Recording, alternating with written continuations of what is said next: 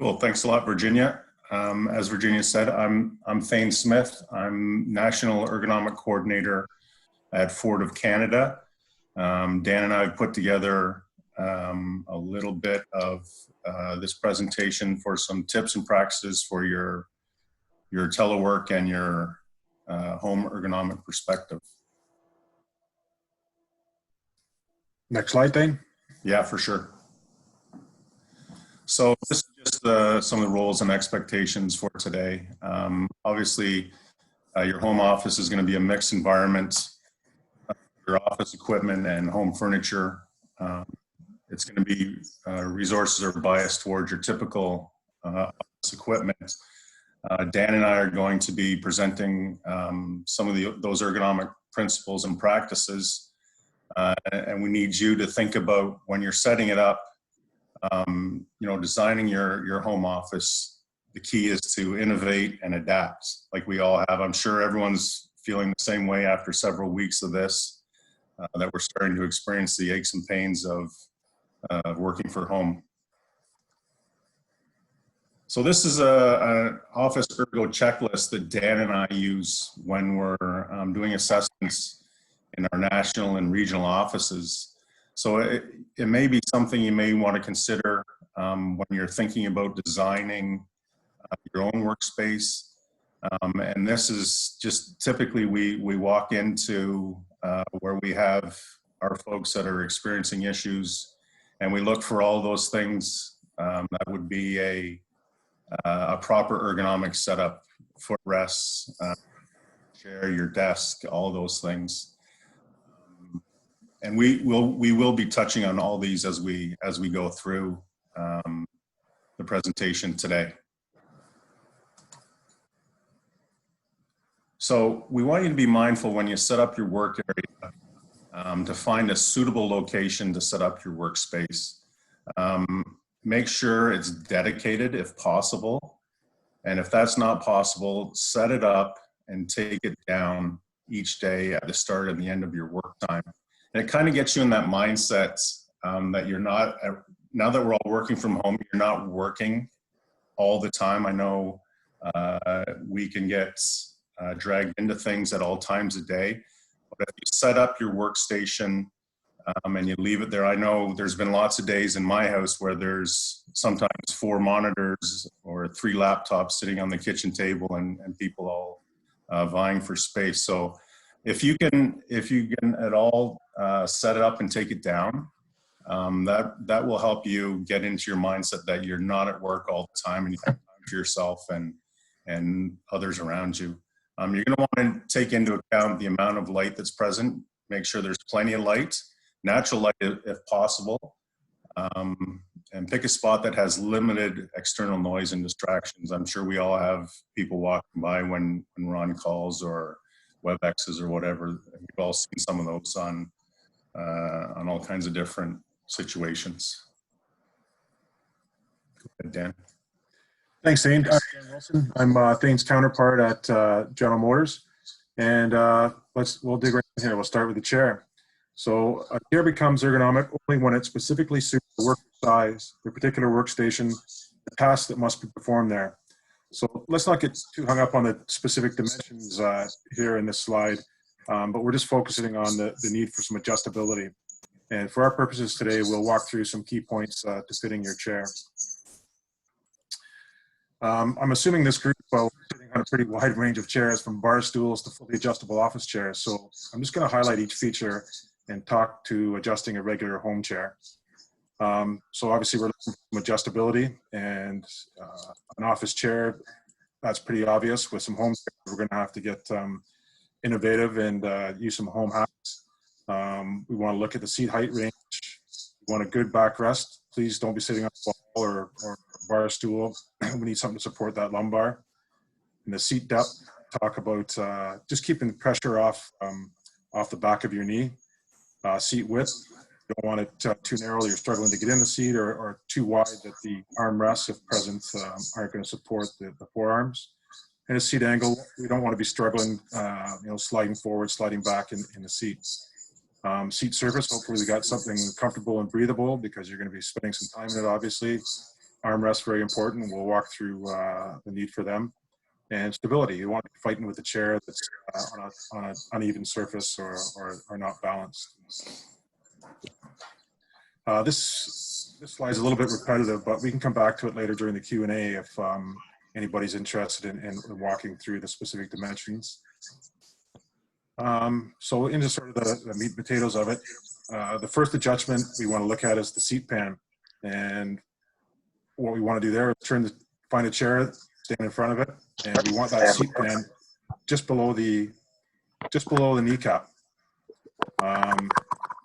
And we'll see later on why that's so important. We want to get good posture with the 90 degrees at that knee. The next we want to look for is the key points here are keeping your feet flat. And if you can see the circle just behind the knee, we like to use the two-finger rule. So between the bottom of the seat pan or the front of the seat pan and the back of your knee, you should be able to slide 2 fingers in there. And again, the highlight there is just to keep the pressure off the back of the knee. We want good circulation. And the other one, as we touched on, was the 90 degree at the knee. We want to keep that good posture of the 90 degree. And we'll look at ways to do that because we're going to have to interface your chair with your desk and you're keeping your feet flat on the floor. So here again, the key points are we want support in the hollow of the back, your lumbar region. And again, maintaining that 90 degrees at the hip and 90 degrees at the knee. And this diagram illustrates the good posture for your elbow. So again, the importance of the armrest. We want that elbow at a 90 degree. And if we could look down from the top of this one, we would see that the arm is straight out in front, not pointing inboard or outboard. So if you don't have an office chair, looking for a chair around your house and have a look and see which one's going to be best for you. It's going to meet all or as many as possible of the principles that we've talked about. Obviously, an adjustable office chair is the best. We want a stable base with a backrest essential. Again, no balls or stools. We want the height of the chair to adhere to the joint angles as much as possible and with the least modification required, and try to get the elbows at or slightly above the work surface. And here we can see some home hacks. The first diagram shows the feet flat on not flat on the floor, but on a shoebox. This person has done a good job of raising the seat pan, the pillow, making sure that we got that good 90 at the elbows. And the problem that was probably presented at that point was you could see the feet wouldn't touch the floor, but we've improvised there and thrown a shoebox in. And the next slide shows the pillow behind the back to fill in that the hollow of the back, that lumbar region. And again, so adapt and innovate the best we can. Thane. Yeah, so if you want to consider using sit stand, again, and you're going to hear us refer to that neutral body position wherever possible.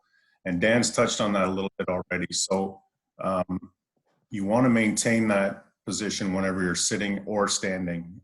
So your hands and wrists and forearms are straight, in line and roughly parallel to the floor. Your head is level or bent, slightly forward facing and balanced. Generally speaking, the head is in line with the torso. You want an erect or upright spine. Your shoulders should be relaxed. You can do some tests on yourself throughout the day. If you find that you're hunching your shoulders or you're leaning too far forward, you don't want to activate those muscles that are going to cause you issues. Your upper arms should hang normally at the side of your body. Keep your elbows close to the body and bent between 90 and 120 degrees, and try and limit the twisting of your upper torso.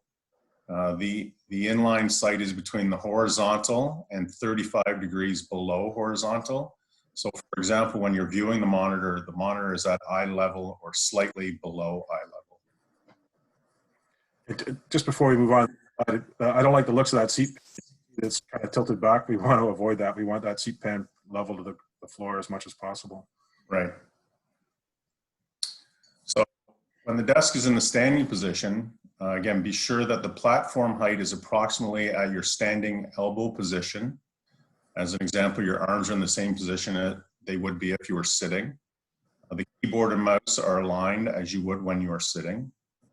The height of the monitor should still be between horizontal and 35 degrees below. Wear supportive footwear. I know a lot of us are walking around in stocking or bare feet a lot of the time, but if you're going to be standing, try and wear some supportive footwear. Imagine if you're out for a good walk, that's the kind of thing you'd want to wear on your feet. Consider the use of an anti-fatigue mat if possible, but a hardwood floor would be better than tiling or laminate flooring, as an example. Use a footrest when standing to help shift your weight as needed, or shift your weight from leg to leg occasionally. Your body will kind of give you indications when it's trying to find that, that comfort zone. And make sure that any cables, electrical access, storage of materials, and general layout do not make adjusting the desk difficult, and more importantly, not creating a trip hazard. So this slide kind of demonstrates, we really want you to change it up and move. We want to encourage that you get as much movement as possible. We'll probably harp on that a few more times throughout the presentation. There's no single correct working position that fits everybody's body. Your work tasks allows for comfort for extended periods of time. Changing position and tasks regularly is critical for health and effectiveness. We really want to encourage blood flow and those static positions. Working positions can include, as you can see in this diagram, reclined sitting, leaning forward, standing, as well as sitting upright. So here's another one of those hacks. It's a homemade standing workstation. So you can use bar style counters or tables. They can allow for this type of posture. You can even use an ironing board. An ironing board is great because of its adjustability, and it's large enough to put all your work gear up there. You can even use a large box or tote placed on the table. So what factors decide the proper position of the computer monitor? So postural discomfort and the consequent aches and pains result from the effort to view the monitor when it's set at the wrong place in relation to the operator's position. And two factors come into play here, and it's the viewing angle and the viewing distance. The angle refers to the degree above or below an imaginary horizontal line at the level of the viewer's eyes. So we always want to have that screen, the top of the screen would be where your eyes are. You know, and you can reach out with your arm as a guideline. In the case of computer work, it's at the center of the screen, and the viewing distance refers to the space between the operator's eyes and the screen. Poor angle leads to postural discomfort. That would be in your neck and shoulders, while the wrong distance can contribute to eye strain. Really, these guidelines and recommendations on both viewing angle and viewing distance differ. You know, we all have maybe contacts, or in some cases, you know, you have to wear readers. For this reason, there shouldn't be taken as one of those carved in stone commandments, but merely as guidelines. And you can use as a starting point by tailoring to any of your given situations. And again, this illustration is desktop, but you've got to try and apply the same principles. I'm assuming most of you use a laptop, as you saw in the previous slide, using whatever you have at home to get that monitor up from a position where your neck is bent down all day. So back to the monitor again. So if using a laptop, it's best to get an external monitor. It's really the best option. If you don't have an external monitor, raise the laptop, have an external keyboard and mouse available by placing books, boxes, etc. beneath the laptop. If you don't have that external keyboard or mouse, then raise the monitor portion as much as possible. So this one kind of illustrates that a little. You want to tilt the screen by angling the laptop keypad. Use a binder or other raised angle item. You could even modify a box by cutting down one side. And you could use a book and place it halfway under the laptop, or so the back is elevated. So again, this is another great slide that illustrates that your body really does follow your eyes. The head and the trunk can be pulled into awkward positions when workers strain to see their work. And I'm sure we're all experiencing that throughout the day. Your eyes are starting to get tired a little bit. You lean forward or you lean back. You're always trying to find that comfortable zone. Your screen should have sharp, good-sized text and good contrast and as little glare as possible. And remember to clean your screen. Sometimes we forget that we work on these things, especially if you have a touch screen on your laptop or the device that you're using. Make sure that you keep it clean. Set the top of the screen at eye height or below, and the screen about an arm's width length away, and allow a clear, unobstructed view of the screen in your task. Go ahead, Dan. I thought you were gonna do the next slide, buddy. Yeah, I've got, I can talk about eye discomfort and symptoms and what they're caused by. So obviously poor lighting and glare on your computer or your tablet, poor quality computer or tablet screen, resolution, blurry image, or if it's dirty, in fact. Proper viewing distances, poor seating posture, uncorrected vision problems, dry air, air movement. If you can work outside, that'd be great. If you have a patio or a balcony, any combination of these factors, if you're experiencing eye discomfort, make sure you see a professional to have your eyes checked. But we like to always remind people of the 20-20-20 rule. So every 20 minutes, at minimum, focus on an object that's 20 feet away for 20 seconds. And that will really, you can set a timer, but we kind of use that as a minimum to help limit the eye discomfort that you'll feel. Okay, so what makes using a computer mouse hazardous? The red targets in this screen illustrate where you're likely to feel discomfort if your work area is set up in a less than optimal manner. The second reason that we'll feel hazards is, as this slide illustrates, you want to use a keyboard that gives you optimal placement of your mouse. If you can, try to use a keyboard that does not use a number pad. And I know, again, this is a desktop illustration, but try and apply the same principles for a laptop. Get that mouse in nice and close and try and keep that neutral position. Okay, so how can I reduce the chance of getting sore, tired, or injured while using the computer mouse? The following suggestions can help prevent or reduce these injuries. Don't squeeze the mouse. We're working away and our hands get tired, and I mean, it's because we've got a grip on that mouse like we're afraid it's going to escape on us. Try and be neutral with your forearm, wrist, and fingers on a straight line, and move the mouse from the elbow joint rather than just moving it with your wrist.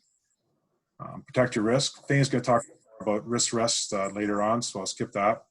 And keep the mouse clean. If you jump, you're less sensitive. Obviously, you're going to have to move it more, and we want to try and limit as much movement as possible. Alternate your hands when using the mouse. And if you can, use shortcut and function keys on your keyboard instead of the mouse wherever possible. This diagram just illustrates good wrist posture. We're not bent inboard or outboard. We've got that nice neutral position. And this slide again illustrates some good posture. We're not flexed or have the wrist bent forward or back, just a nice straight neutral position. And up to you, Thane. Yeah, so you want to keep in mind to reduce fatigue by supporting your arms wherever possible. And I know if you don't really have an office chair, it's tough, but the arms need support during keying and mousing. This lets the shoulders stay relaxed and the hands work in comfortable postures. Well-designed adjustable desk chairs and adjustable equipment allows workers to move quickly and easily between different tasks and working positions. So when we're not supporting our arms, that's when we start to really feel it in our necks and shoulders. And the different working postures need different types of support. Reduce fatigue by supporting the arms and shoulders by armrests. A keyboard tray, if possible, is really the optimal setup, and palms rest on the work surface. Go ahead, Dan. So external equipment. Again, if you have a proper desk at home, then set it up according to your ergonomic principles. But most of us really aren't in that situation right now. And proper meaning that all the required equipment, including a height adjustable keyboard tray. If you're using a laptop on a desk or a table, and I know probably the majority of us, that's what we're doing, be aware that you will likely begin to experience muscle aches and pain. Ideally, an external keyboard, mouse, and monitor should be utilized with the laptop serving as the hard drive only. That's really optimal for the situation that we're in right now. So your work surface, try to ensure that it's hard, stable, and flat, large enough to fit required work equipment. Make sure there's space beneath for your leg placement. Examples would be a desk, table, counter, folding tables, and again the ironing board. And this photo kind of illustrates that it's height adjustable. You want to make sure that it's stable and it's large enough to accommodate all your gear. So this is an important one. This is something that we don't always think about, is your document holder. Even when we're doing assessments in our offices, it's amazing. You see people that will have documents that they're referring to on a regular basis. They'll be flat on the desk, and you'll be, turning your neck.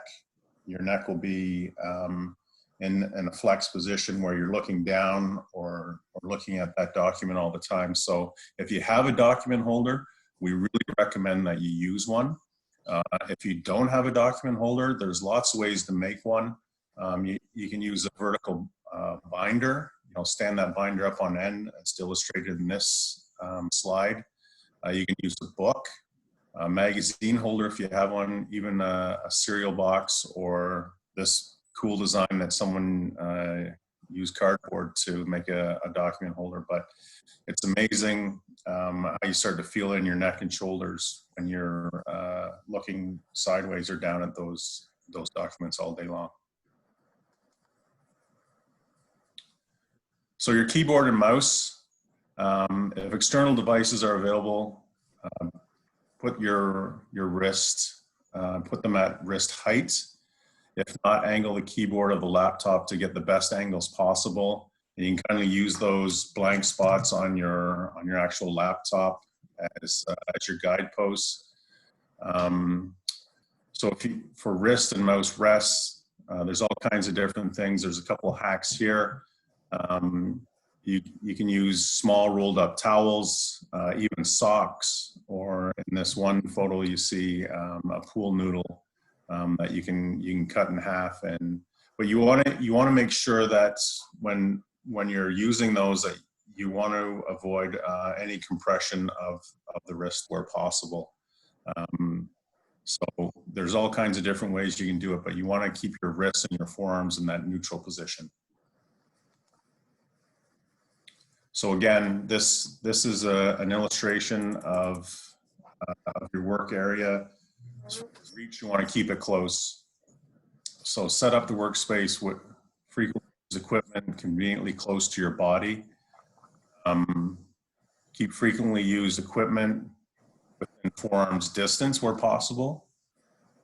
Long reaches to equipment can increase your fatigue and your discomfort for sure. So we'll all know when you're reaching out for your mouse, when it's outside of your shoulder width, and when you start to feel that discomfort. It's really important to, and this slide is a good illustration of that. Avoid reaches outside the shoulder when using your mouse, and when working away from your workstation, reaching down to floor level, below knee height, can really load up your shoulder and your back. So you want to be cognizant of that as well.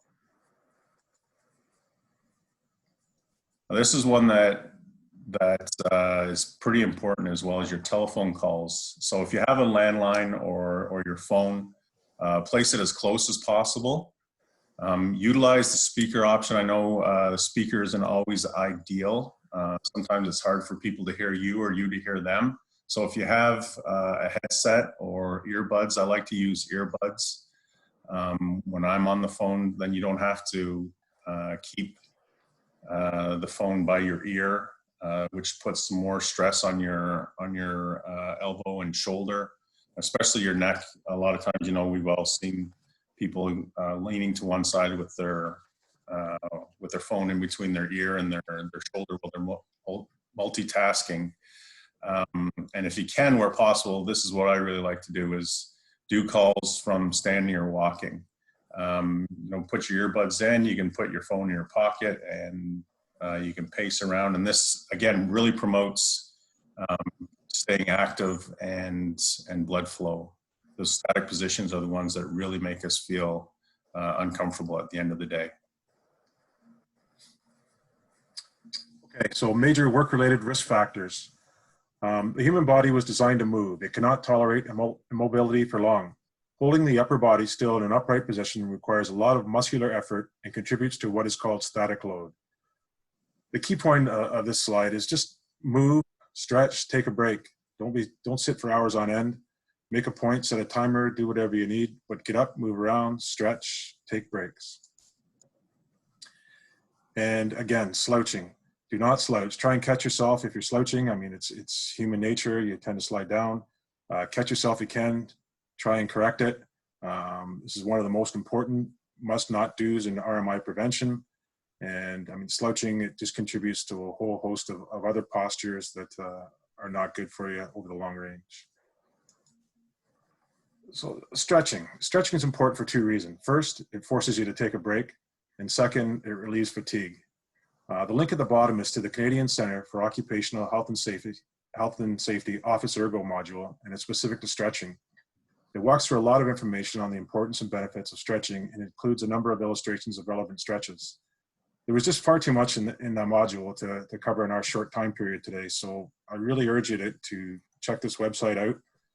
It's got a lot of good information there, and I think you'll find it beneficial. So important to keep in mind, take multiple breaks every 20 to 30 minutes, get up and move around. The less ergonomically sound your workstation is, the more movement is essential. Use a timer, use your phone, set a timer of some sort. Just make sure you get up and do it, make a point of it. As Thane talked about, take phone calls while you're walking or standing. Make sure you're taking set coffee and lunch breaks as you would in your normal office. And if you're utilizing a laptop with no external devices, then it can be moved easily. So get up and walk around like Thane was saying. You can sit, you can stand, you can walk outside. Make sure you're using different areas.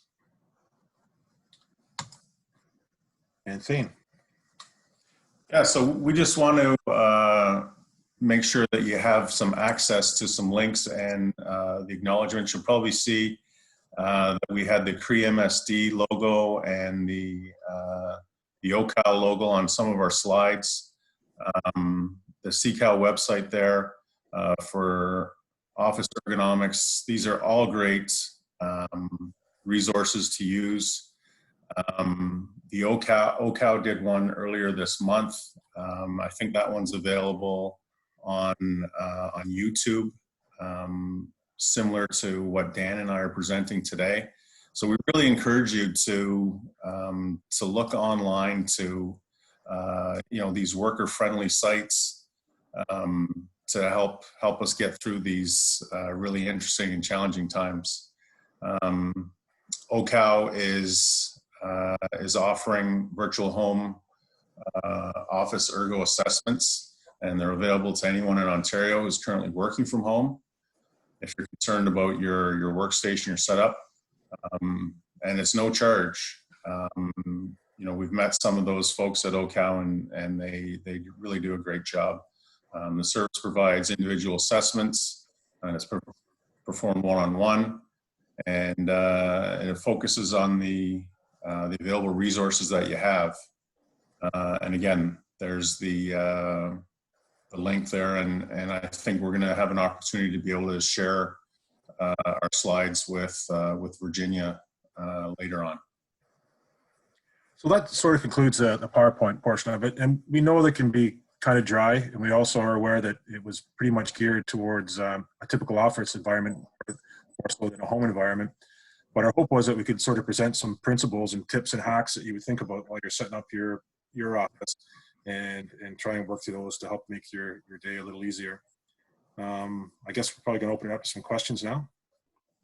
Yeah, so I'll take the microphone back. We did get a couple of questions come in during the presentation, and so I'll start with those. For anyone joining, I have muted you, and so by hovering on your screen with your mouse or your finger pad, you'll see the chat bar pop up at the bottom, and there should be a hand raise feature. So if you would like to ask a question and you use the hand raise, I'll be able to call on you when it's your turn. So the first question that came in for the chat was about making this presentation available on the website. And so thank you for addressing that. We will get a copy of the PowerPoint and we will put it on our website and share it with participants. Next question was about laptop suitability. And I think you touched on that a little bit, but do you want to quickly just summarize key points for using a laptop and the benefits like of external? Yeah, if the slides kind of touched on that, you're right, Virginia. If you have the ability to either through Bluetooth or hardwiring external monitor and a keyboard, that's really optimal. But in the absence of that, you know, try and adjust the monitor or the laptop viewing angle as much as you can. You know, you can use towels or books. But again, you want to, if you're just using that laptop and you're clicking away at your keys, the arms neutral, trying to avoid having your wrist flexed is the key to, that's where you really start to feel it in your wrists and arms and your shoulders for those improper postures. To expand on Thane's thoughts a little, the idea behind having the monitor screen on your laptop, if you don't have external devices, tilting it backwards is so you can get the back of your laptop up a little bit, which will give you the keyboard should be in a neutral position for your arms, while elevating that monitor as close as you possibly can to that optimal viewing angle. External, if you can get externals, it helps because you can raise the whole laptop and get the monitor up to the proper height. So if you got an external keyboard, external mouse, then you're away to the races. Okay. The next question was looking at anything to help with comfort for people who are pregnant and working from home. So I know you kind of did general, but are there any extra steps that people could take or anything that you would implement to help achieve comfortable workstations?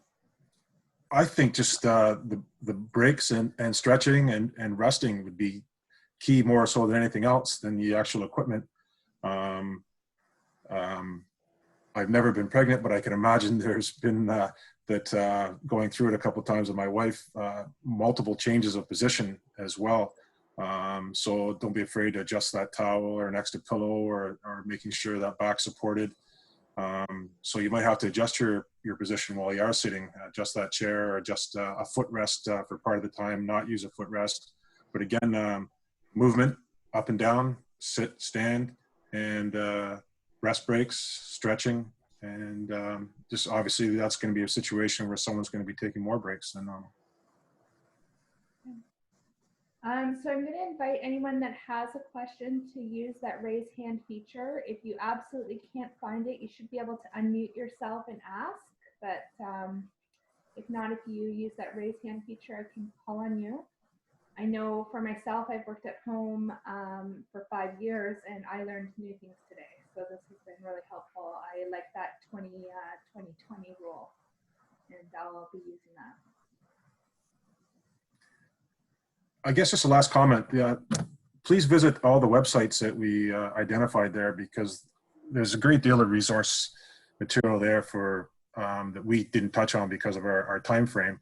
But I think, I mean, just cruising those websites as well, you're going to find other information, not unrelated to maybe home office, but other helpful information as well.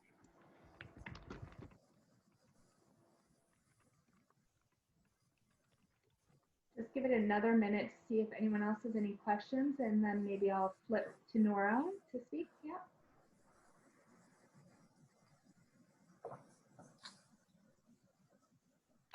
I'll ask my question then while maybe someone's lining another one up. In the questions related to in the same question as of accommodating pregnancy, is a question about working with children at home. And I'd be very interested to hear this myself, because I have two 6-year-olds who move everything around, or always jumping on my chair, always jumping on me, making it really, really hard to work. And also, and Virginia and I, because we do work at home, we talk a lot about home office, health and safety. How do we keep our spaces free of all of the garbage that make our spaces actually really unsafe? It's a great question, Nora, and I think you know, when we all started on this back a few weeks ago, that slide that we, one of the earlier ones, was, if you can really think about taking down your workstation at the end of the day. You know, if it's set up at the kitchen table, or an island in your kitchen, or somewhere that's a common space in your house, it kind of reminds you that you're at work all the time. So if you can, where possible, take that down, and then it kind of reminds you that, you know, there is time for you throughout the day and your family. You know, we've all seen those clips on either TV or on the news of people being interrupted. You know, and honestly, in some cases, it's probably a joy that we don't get to experience if we're at an office all the time. But it's just kind of a new hazard of the job, I guess, so to speak. Probably really doesn't answer the question on how to corral our kids, our distractions, but I think if you can set it up at the beginning of the day and take it down at the end of the day, is probably the best way to avoid the clutter. And I know, I can just imagine how difficult it would be with two 6-year-olds. But again, talking about a dedicated space, if you could sort of make that a no-go zone for the kids during your working hours, difficult to get them to respect that, I understand. But again, we have to try and strive toward the best principles. We might not get there, but try and strive towards them. And wow, you're a champ if you work from home with two 6-year-olds. But again, yeah, try to apply those principles the best you can. One of the things that I've learned that I have to start thinking about more is really cleaning, making sure around my desk is regardless of how much crap was left there yesterday from the kids trying to color while I'm working, that it is really important to pick up the toys, pick up the markers, pick up the Lego around, just around my desk, so that the rest of the house is a total nightmare, but that I'm not tripping over things as I'm trying to get in and out of my desk to have lunch or to have coffee or whatever.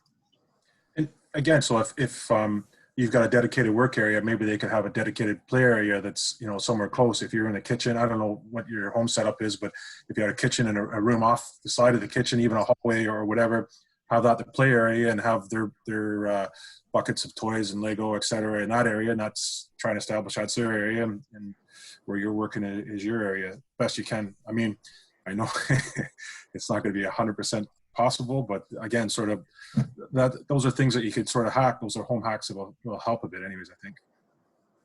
Great. I've actually done that in my home. I have a 2-story home, so I have one child with an office of his own in the basement, and the other one has an office upstairs. So I work time there in their offices, which also helps with the fighting, but not always possible for everyone. So I have one question in the chat, and then I have someone who is going to ask a question. The question in the chat was around recommendations for a good office chair. And price ranges. So I don't know if you have any recommendations or have a general price range that people could find a good chair within. I'm going to hand that one to you, Thane. I think you've got a little more experience in that regard. Well, you know, you can pay hundreds of dollars for, you know, in some cases over $1,000 for like a good ergonomic chair. What people would view as a office ergonomic chair. I think some of the slides that Dan touched on. I don't know if you can scroll back through them, Dan.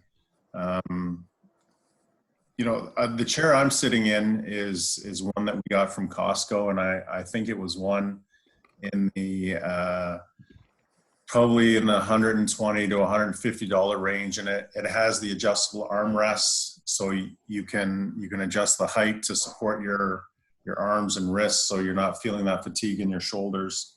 And of course, you want to be able to adjust the seat height, and if you can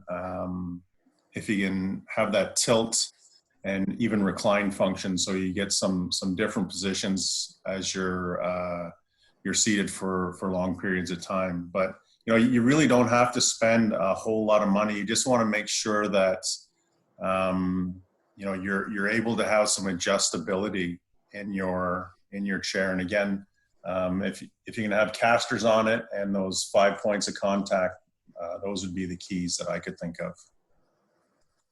I mean, considering the sign of the times, I think everybody's done sort of what I've done, is everybody's purged their house. So GG, etc. There'll be a lot of chairs out there, and I'm not sure how people feel about a used chair or the hygiene and cleaning of a chair now, but certainly that would be one avenue if you were comfortable with the cleaning and hygiene of it. But as Shane said, there's all sorts of options out there, but you just want to look get as much adjustability for your dollar as you can. Sure. So Emily had a question. I'll give her a second to unmute. And I did ask Nora if she could find the raise hand function, just because no one's used it and she has not been able to. So after Emily's question, if you have a question, want to unmute, we'll just try to do that without talking over each other. So we'll go to Emily first. Thanks. Hi. I work at a university, largely administrative staff in our unit. So a lot of people have gone to working from home, and this is kind of great for, you know, this is what we're looking at as we kind of work through the COVID. But what we're hearing from the university is there are departments that are interested in looking at this like long term.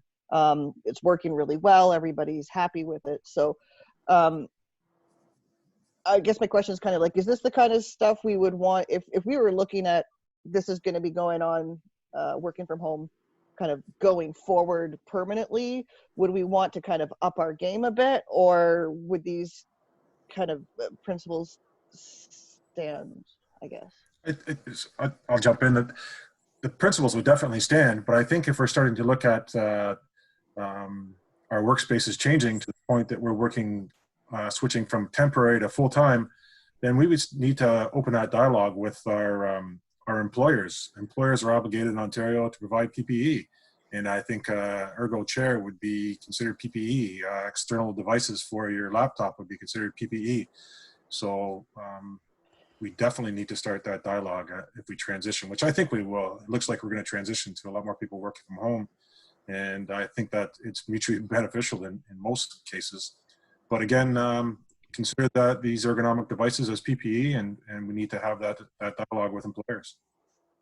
Yeah, it's a really great question, Emily, because that's kind of where this is gonna be headed, and I don't think we should be comfortable with the status quo of, you know, just kind of bringing up what we have at home. Like Dan said, there's going to be some responsibility for ensuring that people are working safely while they're teleworking or working remotely.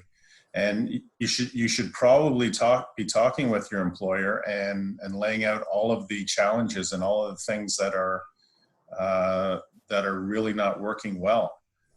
Because we'll probably be looking at more and more of that, where they'll say this is great, and all the responsibility will be put on people working from home. Well, maybe just sorry to just keep on here. and I might actually send our health and safety coordinator your email address, because what I'm concerned about too is that gray line between what's the workspace and not the workspace. When it comes to something like repetitive strain injuries, it's a year from now, you've had them working at home for a year, and where does that, I foresee some challenges with that down the road. I agree 100%. We meet on a regular basis with the health and safety coordinators in our organization, and these are things that we're all talking about. So, like I said, it's a great question, and it's all things that we really have to promote. Is that you know, if we're feeling aches and pains at home, then we should be letting the employers know for sure. Awesome, thank you. Okay, there's another question in the chat box, and it was, any thoughts on blue light filters?